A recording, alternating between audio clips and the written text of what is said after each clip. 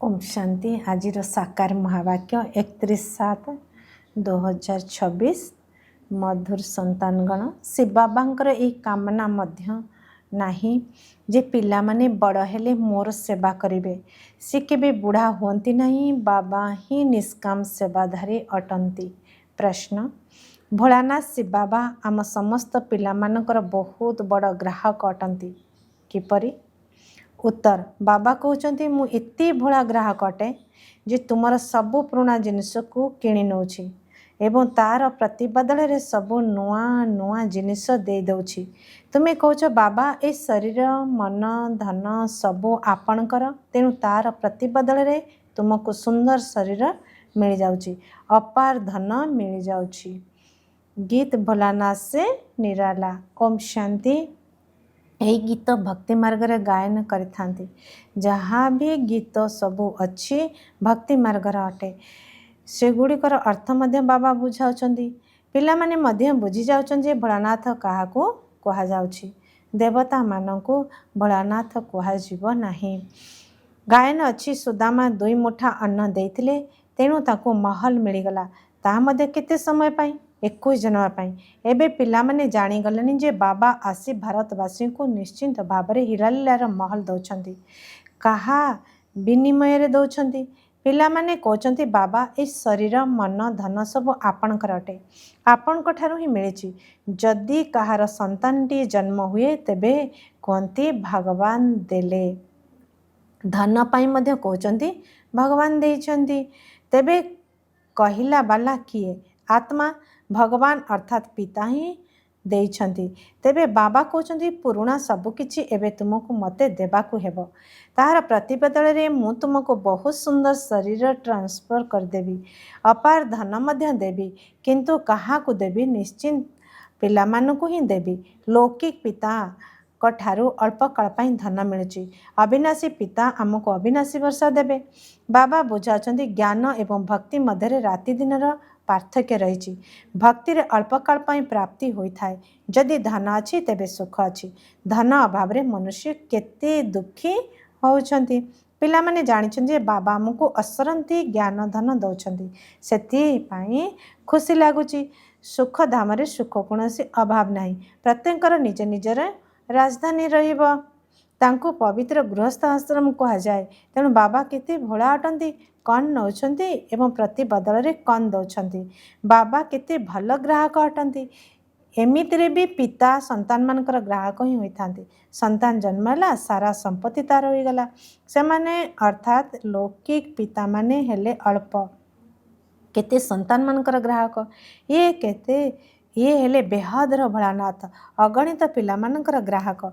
बाबा कहते मु परम धाम रो आसी, तुम ठार सब किछि पुराणा नहीं नुआ दुनिया तुमको सब किछि नुआ कर दउछि। सेतिपई मते दाता कहा जाउछि। दाता मध्य यांका भली आउ केही नाहांती। समस्तंकर निष्काम सेवा करुछंती। बाबा कहते मु निष्काम अटे, मोर किछि पाइबार लालसा नहीं।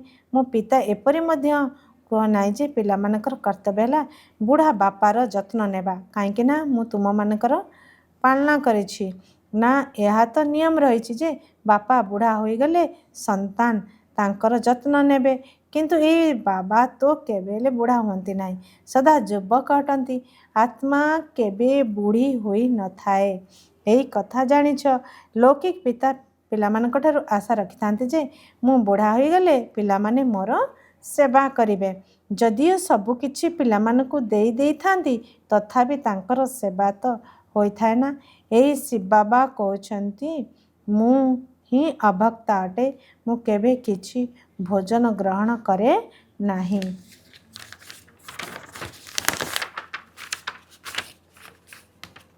मु केवल पिला मानकू ज्ञान देबा पई आसी थाए। परम आत्मा तो आत्मा मानकू आसी बुझाउछंती। रूह अर्थात आत्मा ही शुणुछि, प्रत्येक कथा आत्मा ही करुछि। संस्कार मध्य आत्मा साथी रे नहीं जाउछि।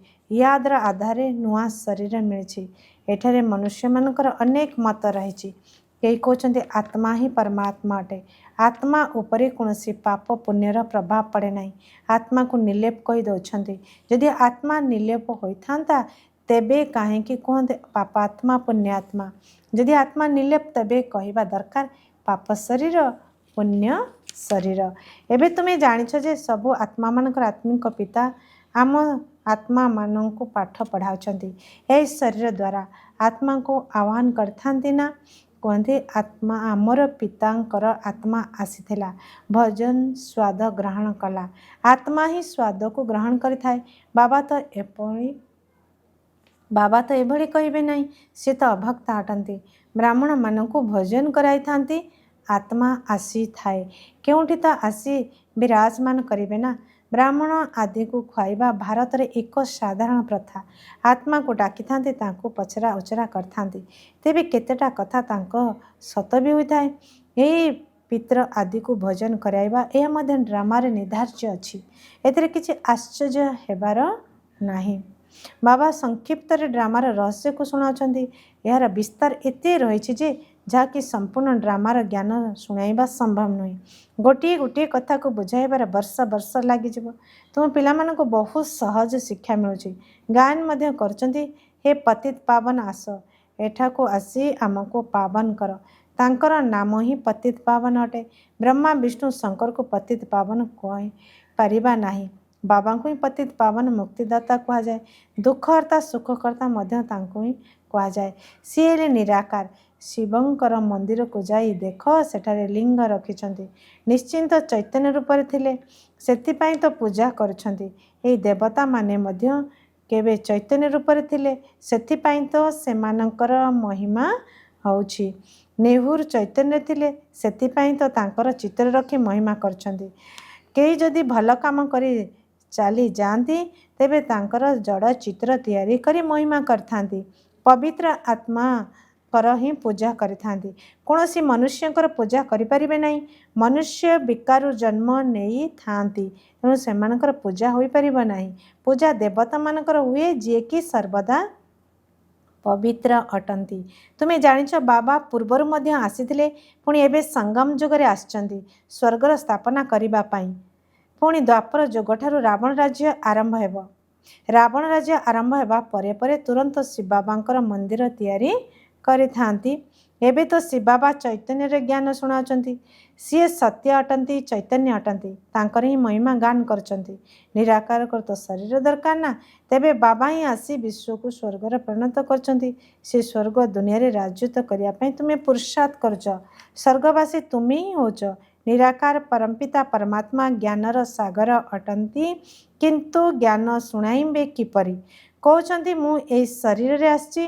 मोर ड्रामा रे एभली अभिनय रही मु प्रकृतिर आधार नौची ये ब्रह्मा जे कि प्रथम नंबर आत्मा तांकर ही अनेक जन्म शेष में मुझे प्रवेश करुच्ची एवं तांकर नाम ब्रह्मा रखी प्रथम एमाने समस्ते भट्रे थिले तेणु बहुत पिलांकर अलौकिक नाम दिया जाइथिला किंतु बहुत पिला ज्ञान को छाड़ीदेले सेतिपाई नाम रखिबार लाभ कौन तुम्हें सही सबु नाम को शुणिले आश्चर्य होइजिबो एका बेले समस्तंकर एकाठी केते सुंदर सुंदर नाम आसीथिला संदेशी सूक्ष्म बतनरू नाम गुड़िक को नहीं आसुथिले से लिस्ट मध्य निश्चिंत रखिबा उचित सन्यासी माने मध्य जेतेबेले सन्यास व्रत नियंती सेतेबेले तांकर नाम मध्य बदली जाए घर द्वार छाड़ी दियंती तुम्हें घर द्वार छाड़ू ना तुम्हें आसी ब्रह्मांकर संतान होइछ शिवंकर संतान तो सर्वदा हट तो सेथिपाई तुमे माने कोच बाप दादा सन्यासी मानकर एभली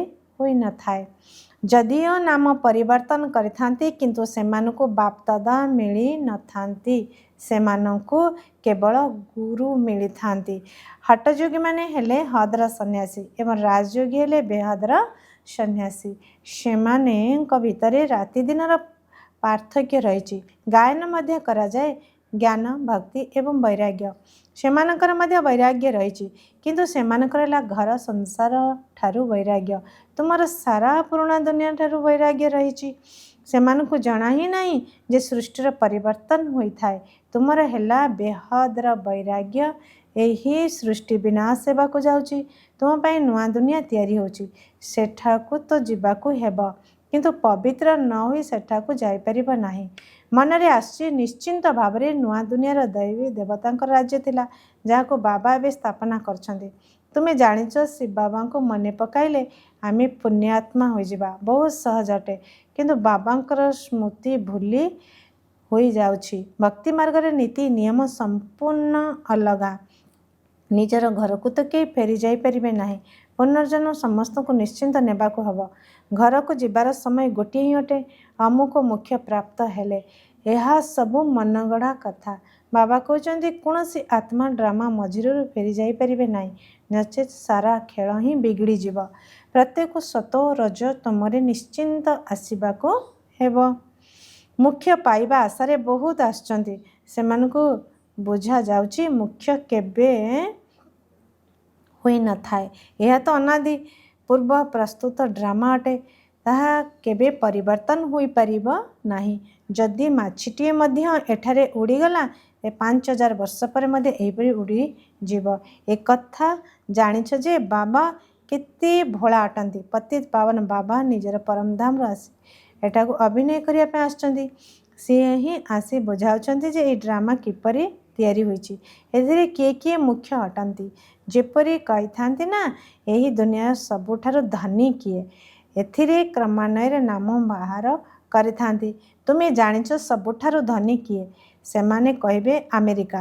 କିନ୍ତୁ ତୁମେ ଜାଣିଛ ସ୍ୱର୍ଗ ଓ ଦୁନିଆରେ ସବୁଠାରୁ ଧନୀ ଏହି ଲକ୍ଷ୍ମୀ ନାରାୟଣ ହୋଇଥାନ୍ତି। ତୁମେ ଭବିଷ୍ୟତ ପାଇଁ ପୁରୁଷାର୍ଥ କରୁଛ ସବୁଠାରୁ ଧନୀ ହେବା ପାଇଁ। ଏହା ପ୍ରତିଯୋଗିତା ଅଟେ। ଏହି ଲକ୍ଷ୍ମୀନାରାୟଣଙ୍କ ଭଳି ଧନୀ କେହି ଥିବେ। ଆଲ୍ଲା ଅବଲଦିନଙ୍କର ମଧ୍ୟ କାହାଣୀ ଅଛି। ଠକ୍ ଠକ୍ କରିବା ଦ୍ୱାରା କୁବେର ସମ୍ପତ୍ତି ବାହାରି ଆସିଲା। ଅନେକ ପ୍ରକାର ନାଟକ ତିଆରି କରୁଛନ୍ତି। ଏବେ ତୁମ ବୁଦ୍ଧିରେ ରହିଛି ଆମେ ଏହି ଶରୀର ତ୍ୟାଗ କରି ସ୍ୱର୍ଗକୁ ଯିବୁ, ଆମକୁ କୁବେରର ସମ୍ପତ୍ତି ମିଳିବ। ବାବା କହୁଛନ୍ତି ମୋତେ ମନେ ପକାଇବା ଦ୍ୱାରା ମାୟା ସବୁଦିନ ପାଇଁ ପଳାଇଯିବ। ବାବାଙ୍କୁ ମନେ ନ ପକାଇବା କାରଣରୁ ମାୟା ପୁଣି ହଇରାଣ କରୁଛି। କହୁଛନ୍ତି ବାବା ମୋତେ ମାୟାର ତୋଫାନ ବହୁତ ଆସୁଛି। ଆଚ୍ଛା, ବାବାଙ୍କୁ ବହୁତ ସ୍ନେହର ସହିତ ମନେ ପକାଅ, ତେବେ ତୋଫାନ ଉଡ଼ିଯିବ। ବାବା ବାକି ଅନେକ ଗୁଡ଼ାଏ ନାଟକ ଆଦି ତିଆରି କରିଦେଇଛନ୍ତି, କିନ୍ତୁ ବାସ୍ତବରେ କଥାବସ୍ତୁ କିଛି ବି ନାହିଁ। ବାବା କେତେ ସହଜ କରି ବୁଝାଉଛନ୍ତି। କେବଳ ବାବାଙ୍କୁ ମନେ ପକାଅ, ତେବେ ତୁମ ଭିତରେ ଯେଉଁ ମଇଳା ରହିଛି ତାହା ବାହାରିଯିବ ଏବଂ ଆଉ କୌଣସି କଷ୍ଟ ଦେଉ ନାହାନ୍ତି। ଆତ୍ମା ଯିଏକି ପବିତ୍ର ଅସଲି ସୁନା ଥିଲା, ତାହା ଏବେ ନକଲି ହୋଇଯାଇଛି। ପୁଣି ଏହି ଯୋଗ ଅଗ୍ନି ଦ୍ୱାରା ସଚ୍ଚା ସୁନା ହୋଇଯିବ। ନିଆଁରେ ପୋଡ଼ିବା ବ୍ୟତୀତ ସୁନା ପବିତ୍ର ହୋଇପାରିବ ନାହିଁ। ପୁଣି ଏହି ଯୋଗ ଅଗ୍ନି ଦ୍ୱାରା ସଚ୍ଚା ସୁନା ହୋଇଯିବ। ନିଆଁରେ ପୋଡ଼ିବା ବ୍ୟତୀତ ସୁନା ପବିତ୍ର ହୋଇପାରିବ ନାହିଁ। ଏହାକୁ ମଧ୍ୟ ଯୋଗ ଅଗ୍ନି କୁହାଯାଉଛି। କିନ୍ତୁ ଏହା ୟାଦର ହିଁ କଥା। ସେମାନେ ତ ଅନେକ ପ୍ରକାର ହଠଯୋଗ ଶିଖାଉଛନ୍ତି। ତୁମକୁ ତ ବାବା କହୁଛନ୍ତି ଉଠିବା ବସିବା ସମୟରେ ୟାଦ କର। ତୁମେମାନେ ଆସନ ପ୍ରାଣାୟାମ ଆଦି କେତେ ବା କରିପାରିବ? ଏଥିରେ ତ ଚାଲିବା ବୁଲିବା କର୍ମ ଧନ୍ଦା କରି ସ୍ମୃତିରେ ରହିବାର ଅଛି। ରୋଗ ଶଯ୍ୟାରେ ଥାଇ ମଧ୍ୟ ଶୋଇ ଶୋଇ ବାବାଙ୍କୁ ମନେ ପକାଇ ପାରିବ। ଶିବ ବାବାଙ୍କୁ ମନେ ପକାଅ ଏବଂ ସୁଦର୍ଶନ ଚକ୍ର ବୁଦ୍ଧିରେ ଘୋରାଅ। ସେମାନେ ପୁଣି ଲେଖି ଦେଉଛନ୍ତି ଗଙ୍ଗାର କୂଳ ହୋଇଥିବ, ମୁଖରେ ଅମୃତ ଥିବ। ଗଙ୍ଗା କୂଳରେ ତ ଗଙ୍ଗା ଜଳ ହିଁ ମିଳିଥାଏ। ସେଥିପାଇଁ ମନୁଷ୍ୟ ହରିଦ୍ୱାର ଯାଇ ରହୁଛନ୍ତି। ବାବା ତ କହୁଛନ୍ତି ତୁମେ କେଉଁଠି ବି ରୁହ, ଯଦିଓ ରୋଗୀ ବି ହୋଇଯାଅ, କେବଳ ବାବାଙ୍କୁ ମନେ ପକାଅ, ସୁଦର୍ଶନ ଚକ୍ର ଘୋରାଉଥାଅ, ତେବେ ଶରୀରରୁ ପ୍ରାଣ ବାହାରିଯାଉ। ଏହିଭଳି ଅଭ୍ୟାସ କରିବାକୁ ପଡ଼ିବ। ଏହି ଭକ୍ତି ମାର୍ଗର ରୀତିନୀତି ଏବଂ ଜ୍ଞାନ ମାର୍ଗର କଥାରେ କେତେ ରାତି ଦିନର ପାର୍ଥକ୍ୟ ରହିଛି। ବାବାଙ୍କ ସ୍ମୃତି ଦ୍ୱାରା ତୁମେ ସ୍ୱର୍ଗର ମାଲିକ ହୋଇଯିବ। ସେମାନେ ତ ସୈନ୍ୟମାନଙ୍କୁ କହିଥାନ୍ତି ଯିଏ ଯୁଦ୍ଧ କ୍ଷେତ୍ରରେ ଦେହ ତ୍ୟାଗ କରିବ ସେ ସ୍ୱର୍ଗକୁ ଯିବ। ବାସ୍ତବରେ ଏହା ହିଁ ଯୁଦ୍ଧ ଅଟେ। ସେମାନେ କୌରବ ପାଣ୍ଡବମାନଙ୍କର ସୈନ୍ୟ ବାହିନୀ ଦେଖାଇଥାନ୍ତି। ମହାଭାରତ ଲଢ଼ାଇ ହେଲା, ପୁଣି କ'ଣ ହେଲା? ପରିଣାମ ତ କିଛି ନାହିଁ। ସମ୍ପୂର୍ଣ୍ଣ ଘୋର ଅନ୍ଧକାର ଭିତରେ ଅଛନ୍ତି, କିଛି ବି ବୁଝୁନାହାନ୍ତି। ସେଥିପାଇଁ ଅଜ୍ଞାନ ଅନ୍ଧକାର କୁହାଯାଉଛି। ବାବା ପୁନର୍ବାର ଆଲୋକ ପ୍ରଦାନ କରିବା ପାଇଁ ଆସିଛନ୍ତି। ତାଙ୍କୁ ଜ୍ଞାନର ସାଗର, ଜ୍ଞାନର ଭଣ୍ଡାର ବୋଲି କୁହାଯାଏ। ଏବେ ତୁମକୁ ମଧ୍ୟ ସମ୍ପୂର୍ଣ୍ଣ ଜ୍ଞାନ ମିଳିଯାଉଛି। ତାହା ହେଲା ମୂଳବତନ ଶାନ୍ତିଧାମ, ଯେଉଁଠି ତୁମେ ଆତ୍ମାମାନେ ବାସ କରୁଛ। ତାଙ୍କୁ ବ୍ରହ୍ମାଣ୍ଡ ମଧ୍ୟ କୁହାଯାଏ। ଏଠାରେ ରୁଦ୍ର ଯଜ୍ଞ ରଚନା କଲେ ବାବାଙ୍କ ସାଥିରେ ତୁମେ ଆତ୍ମାମାନଙ୍କର ମଧ୍ୟ ପୂଜା କରିଥାନ୍ତି। କାହିଁକି ନା ତୁମେ ଅନେକଙ୍କର କଲ୍ୟାଣ କରୁଛ। ବାବାଙ୍କ ସାଥିରେ ତୁମେ ବିଶେଷ କରି ଭାରତର ଏବଂ ସାଧାରଣ ଭାବରେ ସାରା ଦୁନିଆର ଆତ୍ମିକ ସେବା କରୁଛ। ସେଥିପାଇଁ ବାବାଙ୍କ ସାଥିରେ ତୁମ ପିଲାମାନଙ୍କର ମଧ୍ୟ ପୂଜନ ହେଉଛି। ଆଚ୍ଛା, ଧାରଣା ପାଇଁ ମୁଖ୍ୟ ସାରାଂଶ 1 ନମ୍ବର, ମାୟାର ତୁଫାନକୁ ବିତାଡ଼ିତ କରିବା ପାଇଁ ବାବାଙ୍କୁ ବହୁତ ସ୍ନେହର ୟାଦ କରିବାକୁ ହେବ। ଆତ୍ମାକୁ ଯୋଗ ଅଗ୍ନି ଦ୍ୱାରା ଅସଲି ସୁନାତୁଲ୍ୟ କରିବାକୁ ହେବ। 2 ନମ୍ବର, ବେହଦର ବୈରାଗୀ ହୋଇ ଏହି ପୁରୁଣା ଦୁନିଆକୁ ଭୁଲିଯିବାକୁ ହେବ। ଦୁନିଆ ପରିବର୍ତ୍ତନ ହେଉଛି, ନୂଆ ଦୁନିଆକୁ ଯିବାକୁ ହେବ। ସେଥିପାଇଁ ଏହାଠାରୁ ସନ୍ନ୍ୟାସ କରି ନେବାକୁ ହେବ। ବରଦାନ, ପ୍ରତି ପାଦରେ ସାବଧାନତା ଅବଲମ୍ବନ କରି ପଦ୍ମର ରୋଜଗାର ଜମା କରୁଥିବା ପଦମପତି ଭବ। ବାବା ପିଲାମାନଙ୍କୁ ବହୁତ ଉଚ୍ଚ ସ୍ଥିତିରେ ରହିବାର ସାବଧାନୀ ଦେଉଛନ୍ତି। ସେଥିପାଇଁ ଏବେ ଟିକିଏ ବି ଭୁଲ କରିବାର ସମୟ ନାହିଁ। ଏବେ ତ ପ୍ରତି ପାଦରେ ସାବଧାନତା ଅବଲମ୍ବନ କରି କଦମରେ ପଦ୍ମର ରୋଜଗାର ଜମା କରି ପଦମପତି ହୁଅ। ଯେପରି ତୁମର ନାମ ପଦ୍ମା ପଦମ ଭାଗ୍ୟଶାଳୀ ଅଟେ, ସେହିପରି କର୍ମ ମଧ୍ୟ ହେବା ଦରକାର। ଗୋଟିଏ ପାଦ ମଧ୍ୟ ପଦ୍ମର ରୋଜଗାର ବିନା ନ ପଡ଼ୁ। ତେଣୁ ବହୁତ ଭାବି ଚିନ୍ତି ଶ୍ରୀମତ ଅନୁସାରେ ପ୍ରତ୍ୟେକ ପାଦ ଉଠାଅ। ଶ୍ରୀମତରେ ମନମତ ମିଶାଅ ନାହିଁ। ସ୍ଲୋଗାନ, ଯଦି ମନକୁ ନିଜର ଆଦେଶ ଅନୁସାରେ ଚଲାଇବ, ତେବେ ମନ୍ମନା ଭବର ସ୍ଥିତି ଆପେ ଆପେ ହୋଇଯିବ। ଅବ୍ୟକ୍ତ ଇଶାରା, ଜ୍ୱାଳା ସ୍ୱରୂପ ସ୍ଥିତିରେ ରହି ଶକ୍ତିଶାଳୀ ଯୋଗର ଅନୁଭବ କର। ଯୋଗକୁ ଶକ୍ତିଶାଳୀ କରିବା ପାଇଁ ବିସ୍ତାର ଭିତରକୁ ଯାଉଥିଲେ ମଧ୍ୟ ସାର ସ୍ୱରୂପ ସ୍ଥିତିର ଅଭ୍ୟାସ କମ୍ ନ ହେଉ। ବିସ୍ତାର ଭିତରେ ସାର ଭୁଲି ହୋଇ ନ ଯାଉ। ଖାଅ ପିଅ, ସେବା କର, କିନ୍ତୁ ନିଆରା ପଣିଆକୁ ଭୁଲ ନାହିଁ। ସାଧନାର ଅର୍ଥ ହେଲା ଶକ୍ତିଶାଳୀ ଯୋଗ। ନିରନ୍ତର ବାବାଙ୍କ ସହିତ ଦିଲ୍ର ସମ୍ବନ୍ଧ ଯୋଡ଼ି ହୋଇ ରହିଥିବ। କେବଳ ଯୋଗରେ ବସିଯିବାକୁ ସାଧନା କୁହାଯାଏ ନାହିଁ, କିନ୍ତୁ ଶରୀର ଦ୍ୱାରା ଯେପରି ବସି ପଡ଼ୁଛ, ସେପରି ମନ ବୁଦ୍ଧି ହୃଦୟ ଏକମାତ୍ର ବାବାଙ୍କ ଆଡ଼େ ଲାଗି ରହିଥିବ ଏବଂ ବାବାଙ୍କ ସାଥିରେ ବସିଥିବ। ଏହିଭଳି ଏକାଗ୍ରତା ହିଁ ଜ୍ୱାଳାକୁ ପ୍ରଜ୍ୱଳିତ କରିବ। ଆଚ୍ଛା, ଓମ୍ ଶାନ୍ତି।